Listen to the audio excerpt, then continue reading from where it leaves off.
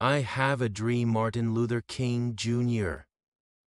I am happy to join with you today in what will go down in history as the greatest demonstration for freedom in the history of our nation. 50 years ago, a great American, in whose symbolic shadow we stand today, signed the Emancipation Proclamation. This momentous decree came as a great beacon light of hope to millions of Negro slaves who had been seared in the flames of withering injustice. It came as a joyous daybreak to end the long night of their captivity. But 100 years later, the Negro still is not free. 100 years later, the life of the Negro is still sadly crippled by the manacles of segregation and the chains of discrimination. 100 years later, the Negro lives on a lonely island of poverty in the midst of a vast ocean of material prosperity. 100 years later, the Negro is still languished in the corners of American society and finds himself an exile in his own land. And so we've come here today to dramatize a shameful condition. In a sense, we've come to our nation's capital to cash a check.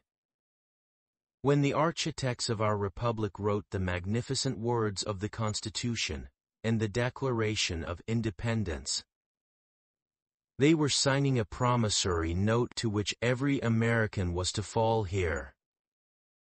This note was a promise that all men, yes, black men as well as white men, would be guaranteed the unalienable rights of life, liberty, and the pursuit of happiness. It is obvious today that America has defaulted on this promissory note, insofar as her citizens of color are concerned. Instead of honoring this sacred obligation, America has given the Negro people a bad check. A check which has come back marked insufficient funds. But we refuse to believe that the Bank of Justice is bankrupt. We refuse to believe that there are insufficient funds in the great vaults of opportunity of this nation. And so we've come to cash this check, a check that will give us upon demand the riches of freedom and the security of justice. We have also come to this hallowed spot to remind America of the fierce urgency of now. This is no time to engage in the luxury of cooling off, or to take the tranquilizing drug of gradualism. Now is the time to make real the promises of democracy. Now is the time to rise from the dark and desolate valley of segregation to the sunlit path of racial justice. Now is the time to lift our nation from the quicksands of racial injustice to the solid rock of brotherhood. Now is the time to make justice a reality for all of God's children. It would be fatal for the nation to overlook the urgency of the moment. This sweltering summer of the Negro's legitimate discontent will not pass until there is an invigorating autumn of freedom and equality. 1963 is not an end, but a beginning. And those who hoped that the Negro needed to blow off steam and will now be content will have a rude awakening. If the nation returns to business as usual, and there will be neither rest nor tranquility in America until the Negro is granted his citizenship rights. The whirlwinds of revolt will continue to shake the foundations of our nation until the bright day of justice emerges. But there is something that I must say to my people, who stand on the warm threshold, which leads into the palace of justice, in the process of gaining our rightful place. We must not be guilty of wrongful deeds. Let us not seek to satisfy our thirst for freedom by drinking from the cup of bitterness and hatred. We must forever conduct our struggle on the high plane of dignity and discipline. We must not allow our creative protest to degenerate into physical violence. Again and again, we must rise to the majestic heights of meeting physical force with soul force. The marvelous new militancy which has engulfed the Negro community must not lead us to a distrust of all white people, for many of our white brothers, as evidenced by their presence here today, have come to realize that their destiny is tied up with our destiny. And they have come to realize that their freedom is inextricably bound to our freedom. We cannot walk alone. And as we walk, we must make the pledge that we shall always march ahead. We cannot turn back. There are those who are asking the devotees of civil rights, when will you be satisfied? We can never be satisfied as long as the Negro is the victim of the unspeakable horrors of police brutality. We can never be satisfied as long as our bodies, heavy with the fatigue of travel, cannot gain lodging in the motels of the highways and the hotels of the cities. We cannot be satisfied as long as the Negro's basic mobility is from a smaller ghetto to a larger one. We can never be satisfied as long as our children are stripped of their selfhood and robbed of their dignity by signs stating, "For whites only." He cannot be satisfied as long as a Negro in Mississippi cannot vote, and a Negro in New York believes he has nothing for which to vote. No, no, we are not satisfied, and we will not be satisfied until justice rolls down like waters, and righteousness like a mighty stream.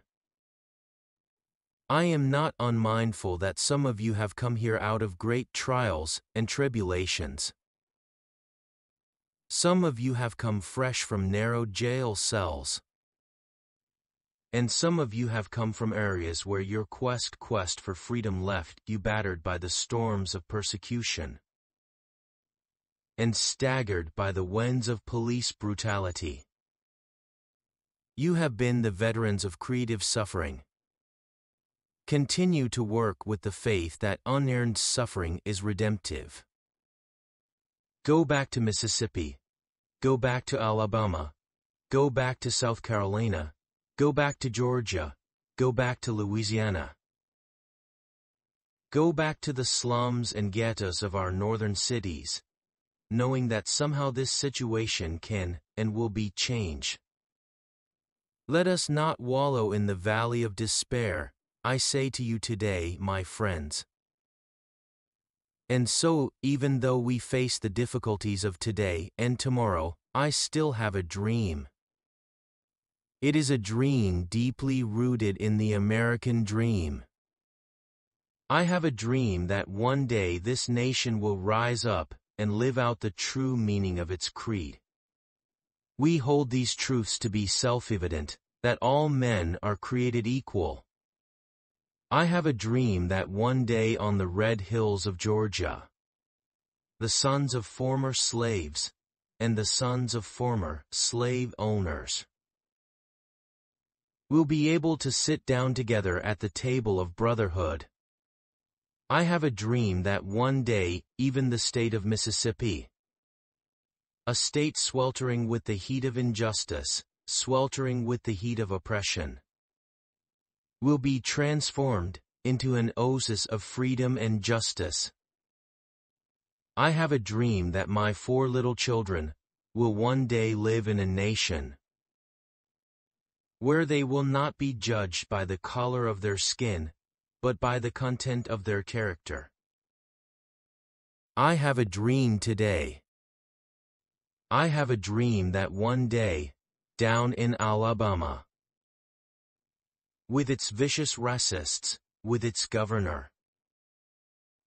Having his lips dripping with the words of interposition and nullification, one day right there in Alabama, little black boys and black girls will be able to join hands with little white boys, and white girls as sisters and brothers. I have a dream today. I have a dream that one day every valley shall be exalted, and every hill and mountain shall be made low. The rough places will be made plain, and the crooked places will be made straight. And the glory of the Lord shall be revealed, and all flesh shall see it together. 2. This is our hope, and this is the faith that I go back to the south with. With this faith, we will be able to hew out of the mountain of despair a stone of hope. With this faith, we will be able to transform the jangling discords of our nation into a beautiful symphony of brotherhood. With this faith, we will be able to work together, to pray together, to struggle together, to go to jail together, to stand up for freedom together, knowing that we will be free one day. And this will be the day when all of God's children will be able to sing with new meaning. My country, 'tis of thee, sweet land of liberty, of thee I sing. Land where my fathers died, land of the pilgrim's pride, from every mountain side, let freedom ring. And if America is to be a great nation, this must become true. And so let freedom ring from the prodigious hilltops of New Hampshire.